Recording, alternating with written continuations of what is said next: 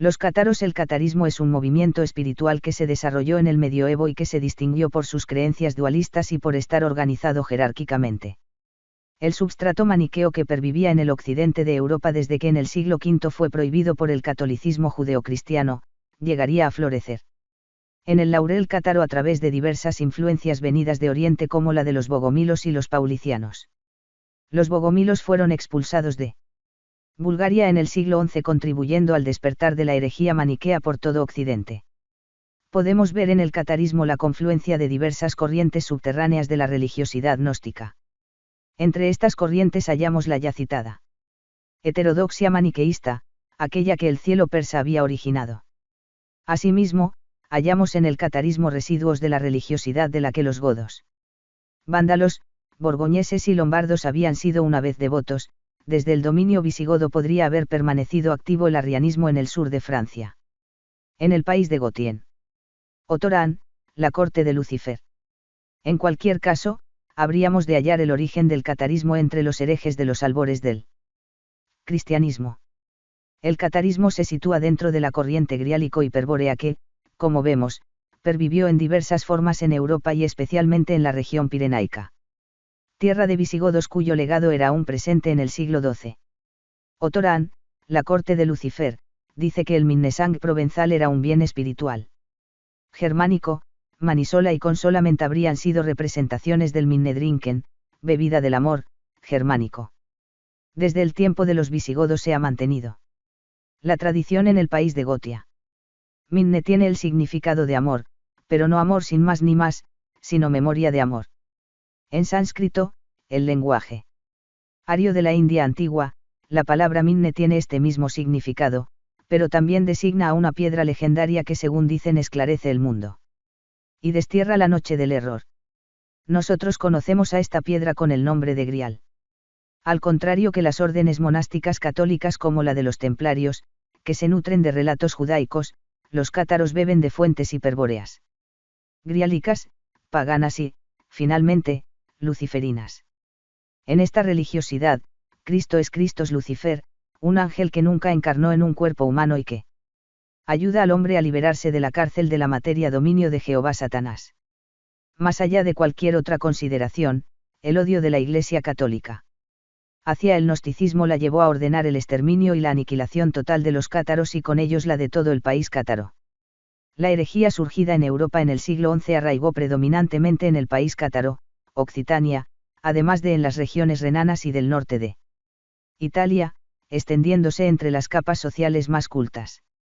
Como vemos, en el sur de Francia, Occitania, a los herejes se los llamó cátaros, así como en Dalmacia e Italia se les llamó patrinos y en Alemania, desarrollados principalmente en la región del Rin, Quecer. En torno al movimiento se aglutinaron diversos movimientos espirituales que anhelaban una mayor perfección y consideraban farsante y criminal el credo católico. Se creó una organización con un clero, una jerarquía, una liturgia y un sistema doctrinal propio. Hacia 1149 el primer obispo cátaro fijó su residencia en el norte de Francia y poco después estableció colegas en Albi y Lombardía. A raíz de la visita de Nicetas, 1169, obispo cátaro de Constantinopla.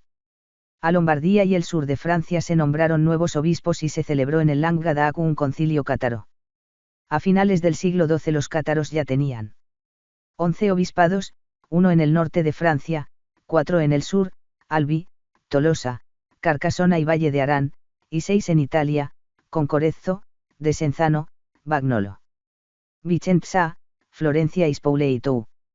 La venida del obispo de Nicetas a Occidente para infundir a sus colegas unas nociones dualistas más puras, provocó que el catarismo se dividiera en dos escuelas, la de los dualistas esenciales o radicales y la de los moderados. Los moderados creían que Satán, el creador del mundo material, había sido un ángel de Dios que había perdido la gracia y que, en consecuencia, Dios había sido, en última instancia, el creador del universo. Los segundos, esenciales, pensaban que Satán, Jehová y Dios eran dos deidades opuestas, creadoras del mundo de la materia y del espíritu respectivamente. Los cátaros del sur de Francia eran esenciales y en Italia los había partidarios de ambas concepciones. Para todos los cátaros la materia era el principio del mal y el hombre, enajenado por ella, necesitaba practicar el ascetismo para liberar el espíritu y alcanzar la comunión con Dios. Creían en la transmigración de las almas y en la lucha por la redención de los espíritus encadenados en la materia.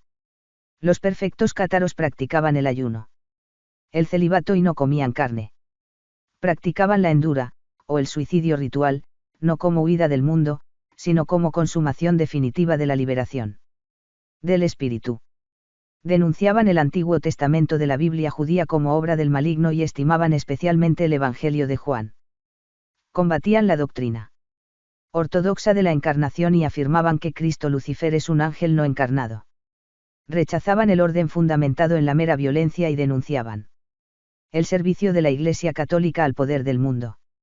La Orden de los Dominicos, creada exclusivamente para la conversión de herejes, fracasó todos los intentos con los cátaros, al igual que San Bernardo, los cistercienses y los legados pontificios.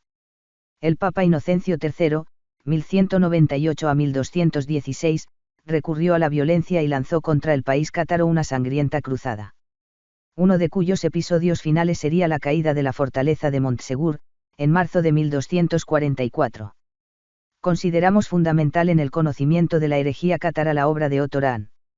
En su libro La corte de Lucifer, el autor alemán hace un viaje a la región de los Pirineos a la búsqueda del Grial, haciendo que en su peregrinaje revivan los hombres y dioses de la antigüedad.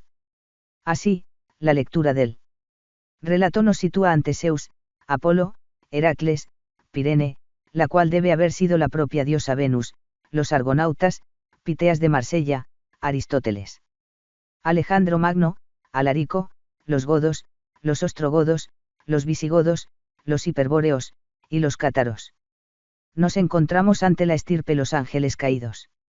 Busqué la divinidad. Y estoy a las puertas del infierno. Caer, aún puedo seguir cayendo. Aún a través de las llamas.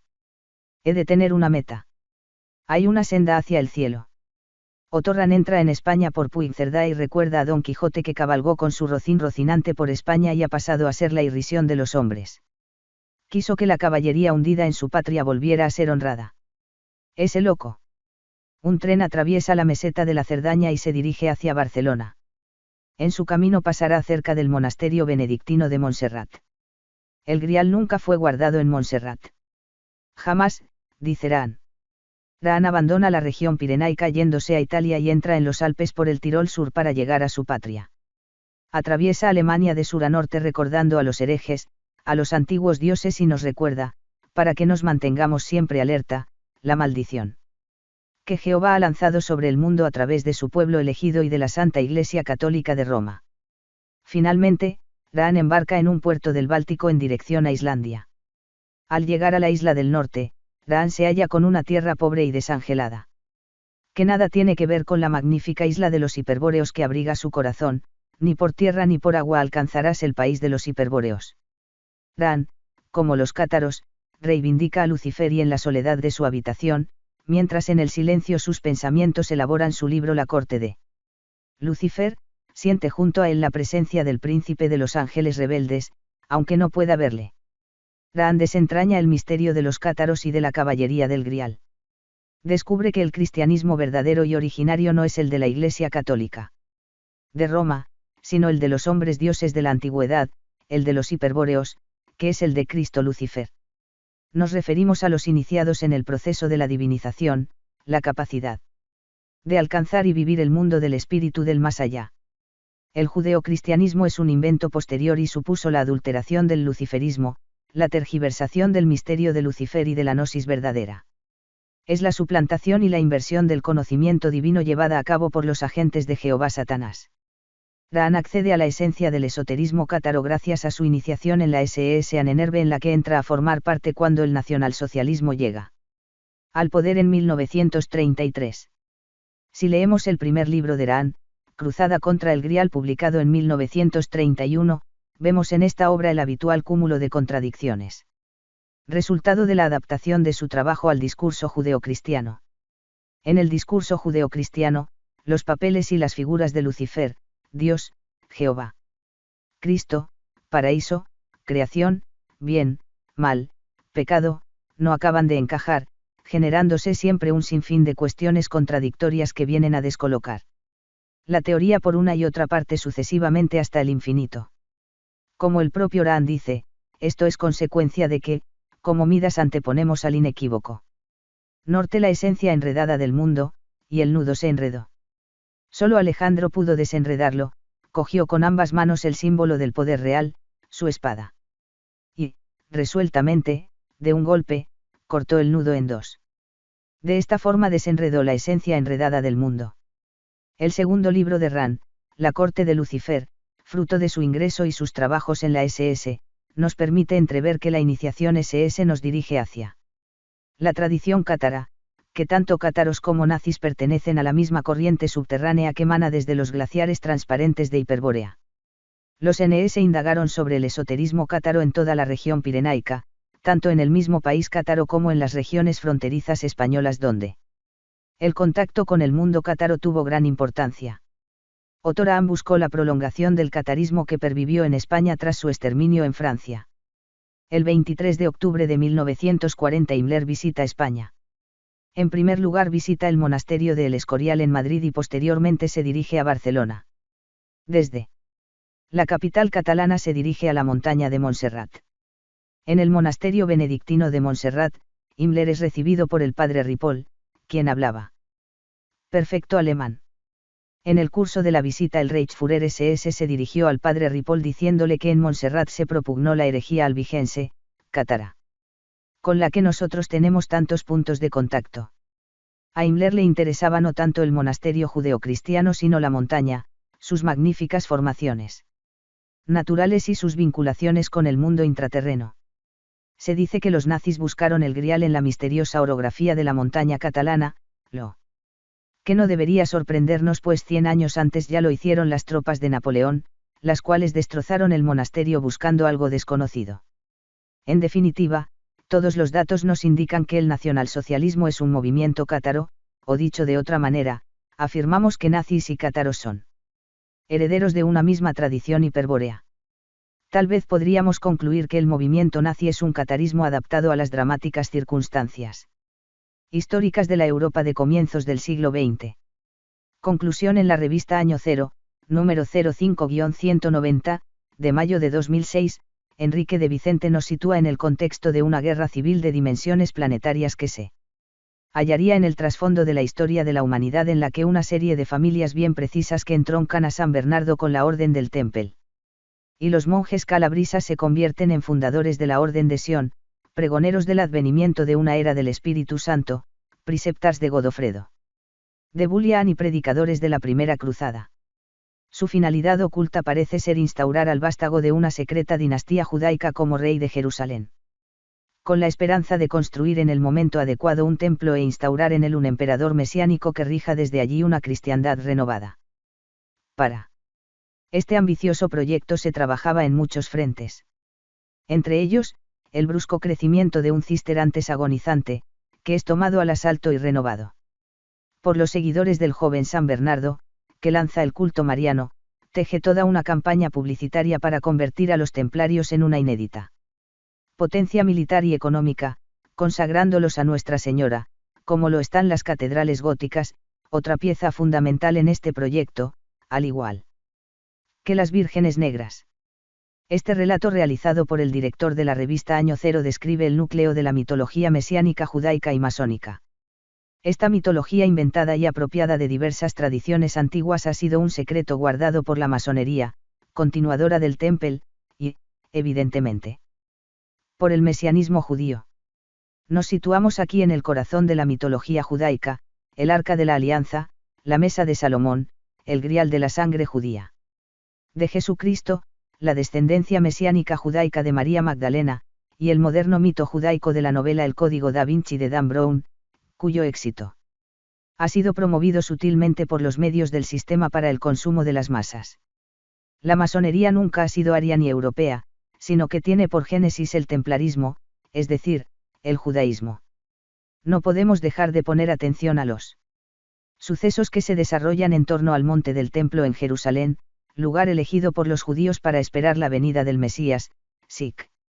Este acontecer No podrá tener lugar hasta que el edificio del templo judío esté completamente terminado, para lo que se les hace necesario la destrucción de la mezquita. Y los recintos musulmanes. El 29 de septiembre de 2000 Ariel Sharon capitaneó un grupo de judíos excitados hacia el monte del templo, provocando la respuesta Palestina y la posterior represión sangrienta del ejército judío. La sangre de palestinos desarmados, acribillados y muertos a balazos regó las piedras del suelo donde en su día se levantó el templo del Dios judío, un sacrificio agradable a Jehová que llevaría a Ariel Sharon al poder del Estado judío.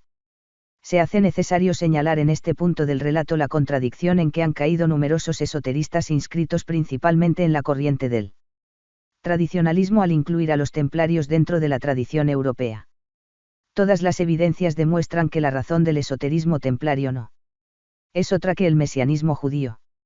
El mismo origen de la Orden del Temple se sitúa en el espacio del Templo de Jerusalén, su razón de existir y su única misión es precisamente la restauración del templo judío para la dominación mundial del pueblo elegido de Jehová.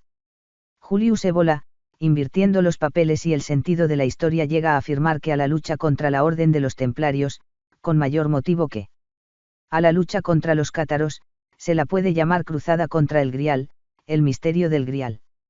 Este mismo autor tradicionalista hace una apología de los templarios al identificarlos con la mística guerrera de ascesis y liberación, confundiendo este principio ario de la guerra santa con la necesidad del mesianismo judío de disponer de una organización secreta al estilo de la actual masonería y una milicia que garantizara su proceso de dominación mundial.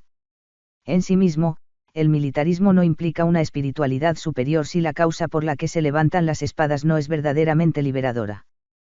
Como hemos podido ver, el militarismo templario no implicaba un fin bueno para Europa, sino que era tan solo un elemento de la alta finanza mundial que domina el mundo, esto es, del judaísmo. La obra de Julius Evola contiene trabajos notables sobre historia, tradiciones y vías iniciáticas del pasado, si bien hemos de señalar que llega a conclusiones inexactas y superficiales en aspectos fundamentales como la cuestión de Lucifer, el tema de los titanes y el de los templarios. Sobre esta base inestable, no puede llegarse a conclusiones definitivas en las que cada pieza encaje en su lugar correspondiente. En este contexto, acorde con el judeocristianismo, el autor italiano confunde al verdadero luciferismo con las vías iniciáticas desviadas. Evola identifica como verdaderos representantes de la tradición heroica a Hércules y los olímpicos, lo cual entendemos acertado, pero se equivoca al contraponerlos a los titanes, Prometeo, Lucifer, que según él serían una desviación de la verdadera tradición. Tanto cátaros como NSS, así como la tradición hiperbórea más esencial, señalan a Lucifer y a Prometeo como exponentes más destacados del espíritu ario. El ario es el Prometeo de la humanidad, Adolf Hitler. Lucha. Ernesto Milá, conocido esoterista, autor de diversos libros sobre temas históricos, afirma en el número 7 de la revista Nuevos Horizontes que, a decir verdad, los templarios colaboraron en el exterminio de los cátaros. Hay que distinguir entre el esoterismo cátaro y el esoterismo templario. Son extremadamente diferentes. Así como el catarismo es un movimiento nórdico ario, hiperbóreo, el templarismo es una emanación del judaísmo cuya existencia se circunscribe al desarrollo de las finanzas judías. Frente al ideal judeocristiano enfocado en Jerusalén, los cátaros y los nazis apuntan hacia el inequívoco norte, hacia Hiperbórea. No podemos dejar de recordar tanto a unos como a otros, cátaros y nazis, locos puros en este mundo dominado hipnóticamente por un demonio. Su exterminio fue tan solo una batalla más dentro de la gran tragedia que arrastra a toda la humanidad hacia la revelación final. En mi primer viaje por el país cátaro recuerdo cuando, un día lluvioso de agosto, alcancé el prado sobre el que se alza salpicado de verde el pedregoso Pac de Montsegur. Me detuve un instante y ahí, quieto, me pregunté extrañado yo mismo de mí mismo, ¿qué tipo de locura es esta que nos lleva a unos cuantos locos a venir a este lugar a buscar quién sabe qué cosa? ¿Qué misterio viene a movilizar los resortes secretos de la memoria, la sangre y el corazón para convertirnos en anhelantes y buscadores del Grial? Entonces comprendí, y estas palabras me quedaron grabadas como en bronce, que el viaje del mundo exterior es apenas un pálido reflejo del camino que realizamos en nuestro interior.